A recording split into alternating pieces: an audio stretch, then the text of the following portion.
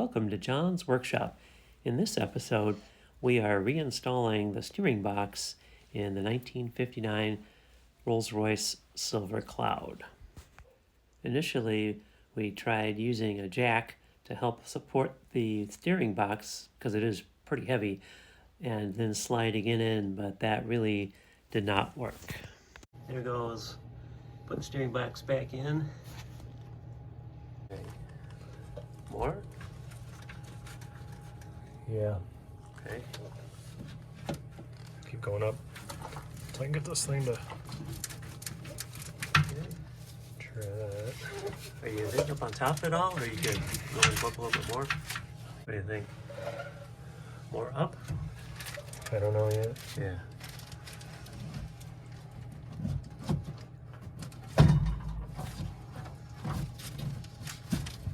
Comes the steering box.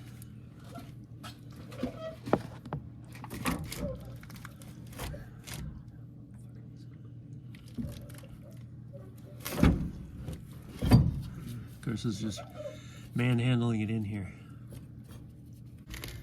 You're just manually trying to get it in.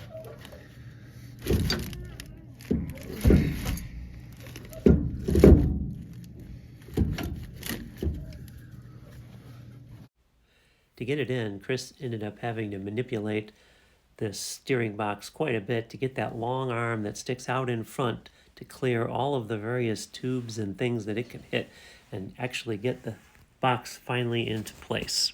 While we were putting the steering box back in, we found a coolant leak, and you can see here, this was the culprit right here. This pipe just ended up with rusted through right there. And where does this pipe go? Right there. And so you can see the steering box is here. So one of us probably pushed a little bit on that, and it just started dripping. The new O-ring in the transfer gearbox that we're going to put on. Okay, we've got the transfer gearbox case in place here. You can see it there. But we have to fix this coolant problem back up in here before we can continue on with this. So for today, this is where we're going to stop with the steering box reinstall. Down under the car, there's the steering box, pretty much reinstalled. Got the brackets here and there tightened. You can see those. And all the hydraulic lines are on. We found that you really have to have, this is the large return, in order, because of this heat exchanger box here on these right-hand drive cars, we pretty much had to have this box out before we could really tighten this on there, and then pushed it back in here with this already installed and tightened. The other ones we could tighten and install with the box back here in this current location. So you can see we've got a little bit more work here to do to get this completely installed, but it's at least bolted back in. So here's the new front mount right there, and we're ready to do the final steps to get this box ready to run. John is trying to get one of the power steering lines to quit leaking. This is right after rebuilding the box. We have the box reinstalled, and we have had the car running for about 40 minutes right now. So the line's pressurized. I'm just trying to get one line. It's just barely seeping, and we're trying to get it done. It's about 5 degrees outside. I'm standing by this heater, and we've got the heat on in the car, which appears to be working. And John is a contortionist up here.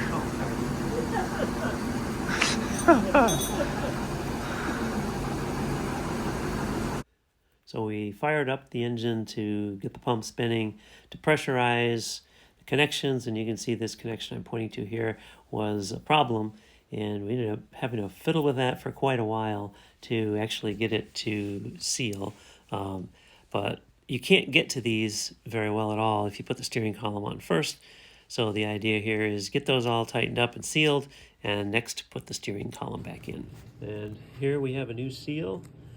It's UR, another one of these 1697R, and it's going to go right in this groove here. Alright, so we've got the new O-ring on here, and then we have a new O-ring here, CK610R, and that's going to go right here.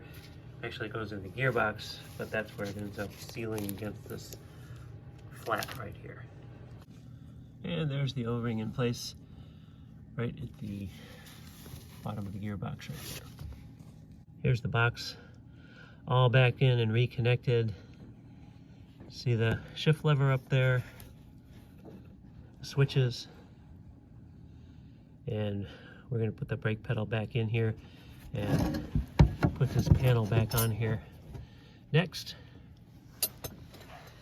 And you see the steering column reinstalled, and we don't have the horn in yet, but otherwise pretty much back together. We don't have all the bolts on those plates down at the bottom there, but enough to go for a test drive, so we're going to go ahead and fire it up and see how the steering works. So here we are on the test drive, and the steering appears to be doing pretty well. A little bumpy here. What do you think of the steering, Chris? It's good. All right.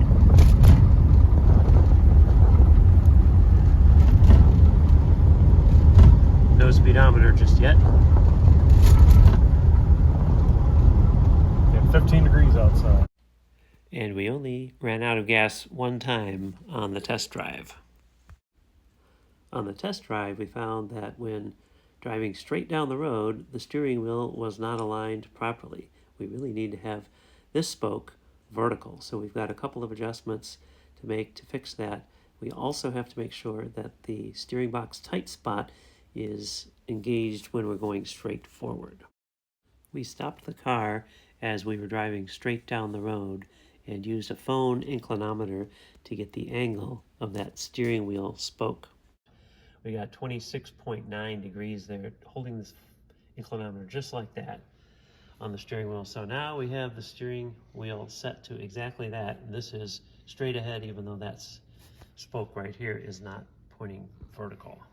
Now with the steering wheel exactly where it should be for straight ahead, we've just kind of put this 2x2 on here and marked on the garage floor right where that needs to be for straight ahead. The steering wheel in that position for straight ahead, you can see here, this is the arm, and I can feel right away the tight spot is not here. So what we're going to do is move the wheel a little bit. So this is where the tight spot is here, and I can just barely feel just the tiniest little bit of play, and it turns out that that is where the steering wheel has its spoke vertical. So that means we actually did get things back together the way we should have, and what probably happened was that the toe was adjusted to compensate for the whole problems that we saw earlier in this video. So now that we have the steering wheel with the spoke vertical, you can see that the 2x2 here is no longer in between the tape lines. So we're working to shift the drag link so that that remains, or it gets back between the two blue tape lines. Okay, so there's another turn in. No, that's it. That's as far as it goes? Yep. Okay. So shortening that link as much as we possibly could gets us close. You can see this is where we're sitting now, but not all the way. So the remainder we're going to have to do at some point in the future with just the two tie rod ends, one on either side, where we loosen one, tighten the other one to take out that last little bit. So right now when we drive, it's not going to be, steering wheel's not going to be exactly vertical for that spoke. Okay, so here we are going straight down the road, and you can see the steering wheel is not completely lined up as we saw earlier in the video, that we need to adjust the toe on both sides a little bit to get that straightened out, but it's pretty close. Thanks for watching this series on the 1959 Silver Cloud steering box.